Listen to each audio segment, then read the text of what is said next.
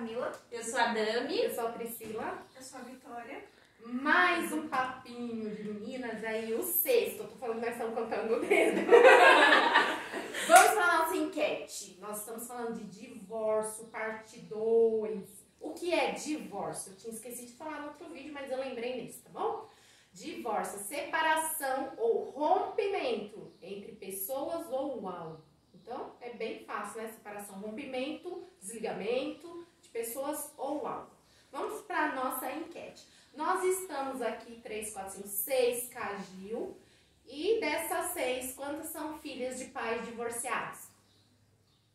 Uau! 4 contra 2. É muito, gente. Então, no outro nós contamos um pouquinho da nossa experiência. Mas eu quero perguntar para a senhorita aqui a sua experiência sobre esse assunto. A minha experiência, né? Primeiro, pegando um ganchinho do que a Pri falou no outro vídeo, no finalzinho, né? Espero que vocês tenham assistido. Eu ouvi uma vez uma frase do Augusto Cury que falava, né? Pessoas inteligentes aprendem com os próprios erros. Pessoas sábias aprendem com os erros dos outros. Então, quando a Pri falou da questão de muita gente não quer casar porque teve experiência ruim com os pais no casamento. Gente, é para nós aprendermos, né? Se nós tivemos experiência ruim, isso não quer dizer que a gente vai reproduzir na nossa vida. É a gente realmente aprender, não se vitimizar, né? Acho que a gente teve a oportunidade de conversar um pouco. Não se vitimizar, porque muitas vezes a gente entra nesse sou vítima e ali acabou. Sou vítima, não saio mais daqui. Autopiedade, tadinha de mim, coitadinha de mim, sou filha de pais separados. E na verdade não, a gente sofre. A gente sofre, é um processo, né? Mas como vou citar aqui, como a Gil mesmo ministrou nos jovens ontem, todo o processo tem propósito. Então a gente tem que achar nesse qual exatamente. Não é o que Deus planejou para os nossos pais nem para nós. Mas se aconteceu por atitudes nossas, muitas vezes, a gente tem que buscar entender onde que pode melhorar, né? Mas agora falando um pouco da minha experiência, né? Os meus pais se separaram, eu era muito nova. Quantos anos tinha, Dan? Eu tinha 5, Nossa. Meu irmão tinha 3. E foi muito turbulento porque a gente morava na Bahia, numa situação totalmente precária, bem assim, interior do interior do interior, onde tudo era muito a ferro e fogo, onde tudo era muito duro. Então a gente automaticamente, meu pai foi morar com a minha avó, não deixou a minha mãe ficar com a gente, minha mãe foi embora e a gente ficou com o meu pai. Só que pra mim, filha, foi mais difícil, porque eu morava era uma situação diferente de que os pais, sabe aquela questão um pouco do machismo, preconceito, onde o pai é pai mais do menino e a mãe é mãe da menina e assim, o contato maior era mais... pra mim seria com a minha mãe, mas minha mãe não estava perto, então meu contato com meu pai não era tanto como o do meu irmão. Então foi uma coisa muito difícil pra mim se entender tudo isso, essa questão. E aí uma vez a minha mãe veio visitar a gente e meu pai nunca quis que a gente fosse nem visitar a minha mãe, nem nada. Só que aí ele deixou por fim que a gente viesse, ela morava em São Paulo, a gente estava na Bahia, que a gente viesse para passar as férias. Nesse passar as férias a gente ficou. Só que assim, a minha cabeça e do meu irmão totalmente bagunçada. Pro meu irmão era o meu pai. Pra mim, em sentido de ser totalmente, não ter essa vivência com meu pai, eu queria ficar com a minha mãe. E aí a gente teve 2 divórcios, como a Pri falou, né? O divórcio é a separação. O primeiro divórcio foi da minha mãe e do meu pai, e o segundo divórcio foi meu e do meu irmão. Porque quando a gente tinha 11 anos, a gente teve esse rompimento. Ele ficou com o meu pai e eu fiquei com a minha mãe. Gente, que doideira, eu nunca tinha me atentado pra isso. A gente se divorcia muitas vezes até dos irmãos, né? E é verdade, porque você falando, eu me lembrei que teve uma época que eu morei com a minha mãe e meu irmão morou com meu pai. Olha, e é duro pra gente isso. Complicado mesmo. Eu não sei, Pri, como foi o sentimento pra você, mas pra mim foi muito dolorido. É tanto que assim, e eu passei por ser Bahia, por ser interior, não tinha internet, gente, não tinha telefone. Eu fiquei anos sem ver meu irmão, sem ver meu pai, sem falar com eles. Então, assim, e o meu irmão pra mim era eu sentia como se ele fosse ainda mais que o meu pai e a minha mãe. Acho que por ter contato mais direto com ele do que com meu pai e com a minha mãe, até a gente se separar. Está na mesma situação de filhos, exatamente. Né? Então era aquilo, nossa, é meu irmão, e aquilo doía dentro de mim de uma forma muito dura. Então acho que o meu maior sofrimento, eu aprendi muito com a separação dos meus pais. Mas o meu maior sofrimento foi com a separação dos meus pais e a separação do meu irmão. Então foi duas separações muito duras. E o que mais me marcou na separação dos meus pais é que, isso também eu vi numa ministração, que o pai, ele gera proteção. Ele é aquele que protege, ele é aquele que traz segurança. Então, a gente, mulher, sente muito isso, né? Tipo, precisa muito disso, né? Aí eu tô insegura, é o pai, é minha segurança. Ou então, e a mãe é o conselho, é o cuidado. No Pais para Toda a Vida eu aprendi uma coisa que assim, o pai, ele sempre segura o filho pra frente. Eu não sei se vocês já perceberam. O filho, ele sempre põe o filho pra frente com as costinhas pro nosso lado. A mãe sempre segura o filho pra frente. Então segurando aqui. Então a mãe, ela é aquela que traz pra perto, que aconselha, que tá junto. Que lindo, né? E o pai é aquele que impulsiona, que gera identidade. E eu me senti no momento que eu não tinha identidade. No meu primeiro namoro, eu muitas vezes, quando eu sofria aquelas ilusões de adolescente... Você buscava, já que você entrou nesse sim. assunto, você buscava num parceiro, num namorado, ao invés do seu pai? Sim. Era a carência do meu pai. É tanto que quando acontecia, né, aquelas briguinhas de namoro, eu já pensava... A primeira coisa, gente, que vinha na minha cabeça era se o meu pai e o meu irmão estivessem aqui, isso não estaria acontecendo comigo. Quer dizer... Eu buscava. Gente, foi muito dolorido mesmo. Essa época, assim. E aí, como as meninas falou, né? Eu fui crescendo e gerando maturidade. Mas a minha maior maturidade mesmo foi quando eu encontrei Jesus, quando ele me encontrou. E ele foi me mostrando, me curando. Que foi quando eu casei, né? Tudo aquela... Eu já não buscava mais no meu marido apesar de eu saber que ele é minha segurança. E se eu correr pra ele, eu tenho essa segurança... Né, porque ele tá ali como autoridade para cuidar de mim, eu não tenho mais essa necessidade do pai, porque eu já achei no pai. Então isso mudou. Só abrindo parênteses de novo, gente, nós não queremos pintar os pais e as mães que se divorciaram de malvados, de, né, os vilões do filme. Não é isso, são apenas experiências e como a gente tem que esperar, né? Cada um teve a sua superação, foi amadurecimento, como as meninas conversaram, o encontro com o Pai real, com Jesus, quando ele afirma a nossa identidade. Exatamente. Né? Mas é engraçado que quando a gente fala de divórcio, claro que são os filhos, eu acho que mais sofrem, né? Porque o gosto dos filhos seria que os pais vivessem juntos, de preferência bem, né? Até o fim da vida. Mas assim, o casal... Tem lá, né, para se divorciar, teve lá o seu motivo, as suas escolhas, mas nós queremos falar das consequências, falamos de novo que nós somos a favor da família, do projeto de Deus, né, mas nós estamos falando quando já acontece ou já está em andamento o processo.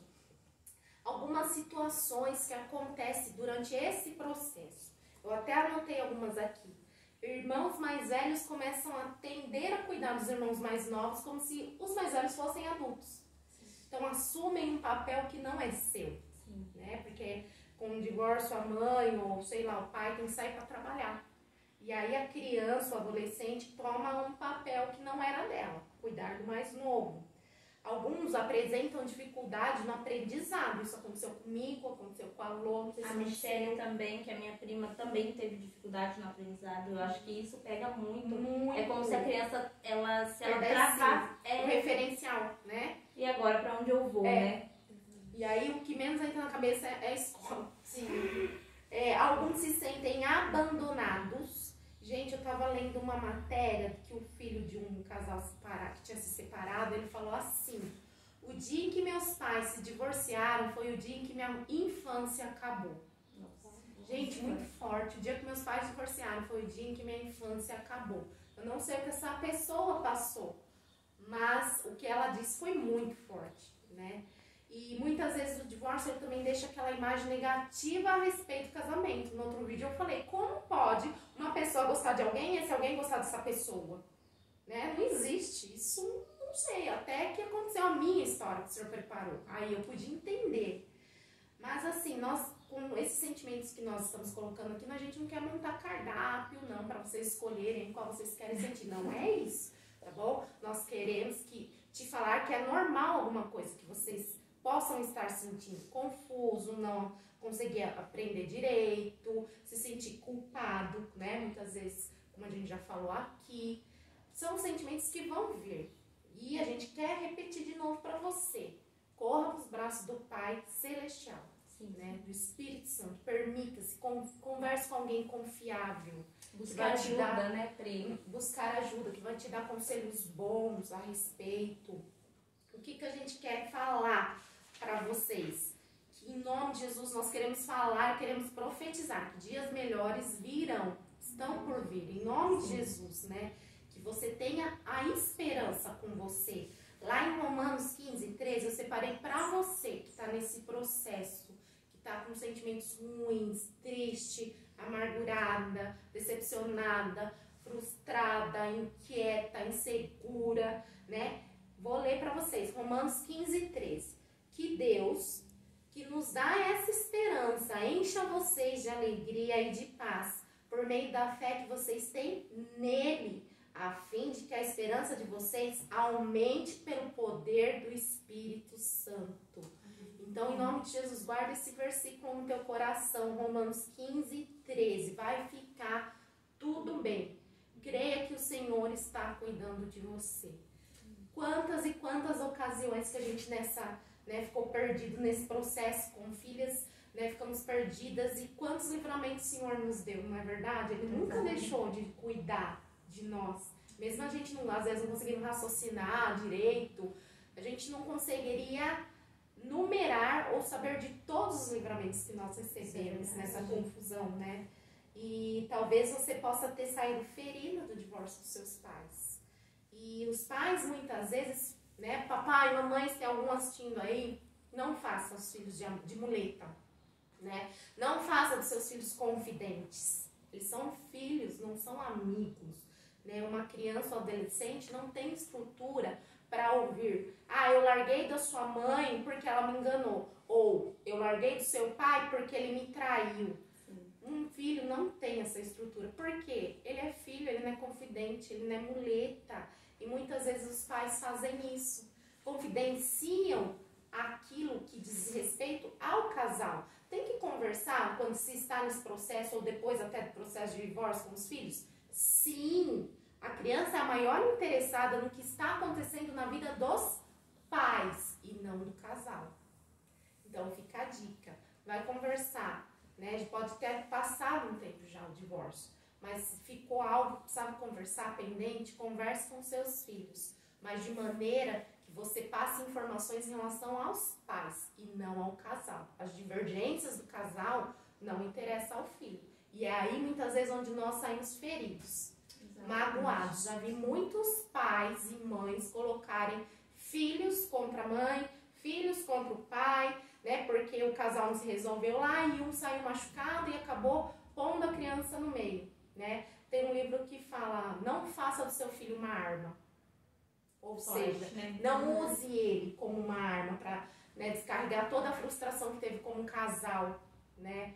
Virar contra o pai, virar contra a mãe, falar mal do pai, falar mal da mãe.